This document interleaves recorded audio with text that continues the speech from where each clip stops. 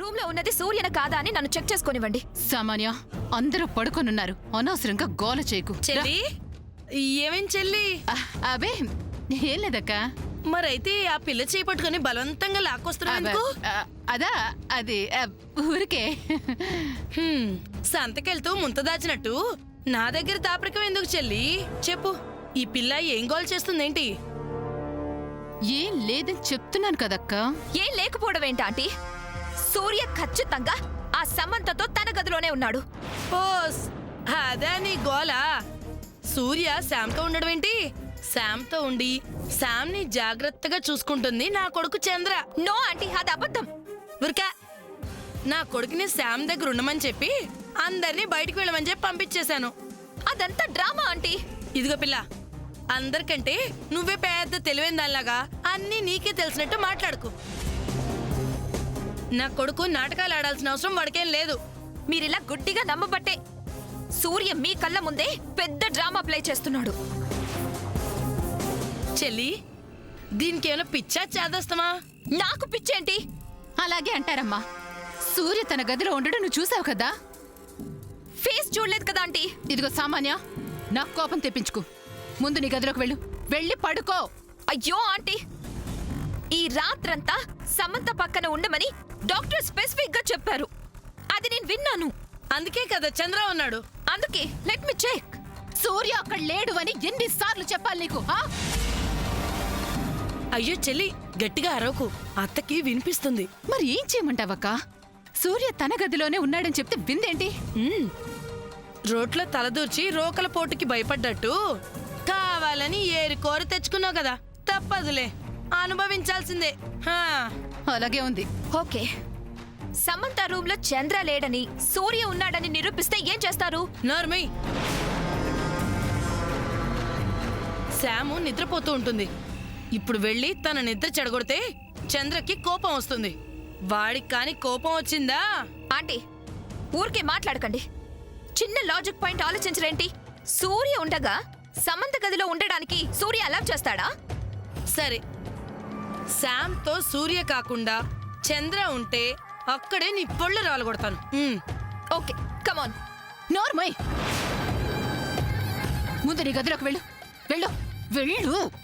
వెళ్ళండి.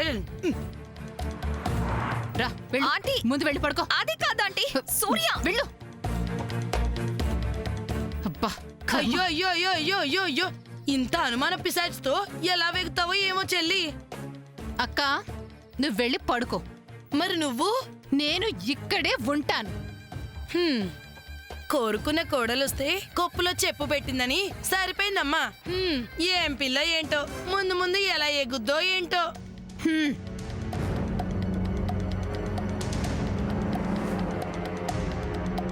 కర్మ. అమ్మా, అలాంటి వాళ్ళది నిజమైన ప్రేమ కాదు, అది వ్యామోహం. ఎగ్జాక్ట్లీ చిన్నత్త, నిజంగా ప్రేమించుకున్న వాళ్ళు అలా చేయరు. ఎంత మనసు విరిగిపోతే కన్న కూతుర్ని పట్టుకొని మా దృష్టిలో చచ్చిపోయా ఉంటుందా తల్లి? అది సరే అమ్మా, తన కూతురుతో తన మాట అనేటప్పుడు ఆమె మాటల్లో వ్యథ, కళ్ళల్లో బాధ గమనించావమ్మా? పెద్దబాబుకు బర్త్డే విషెస్ చెప్పు కూడా వెళ్ళాం కదా. ఊరికే ఎలా కాలిపోతుంది? మంట పెడితేనో పడితేనో తగలబడుతుంది.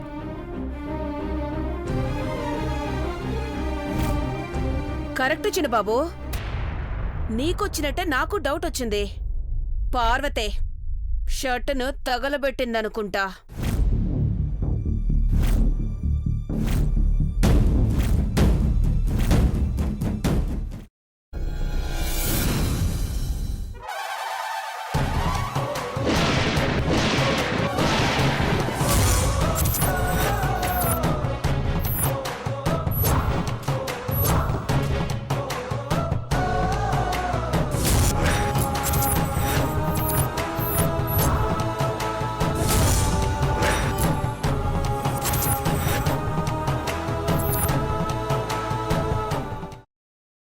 తర్వాత పొట్టు తీసేసి చాప్ చేసి పక్కన పెట్టుకోవాలి.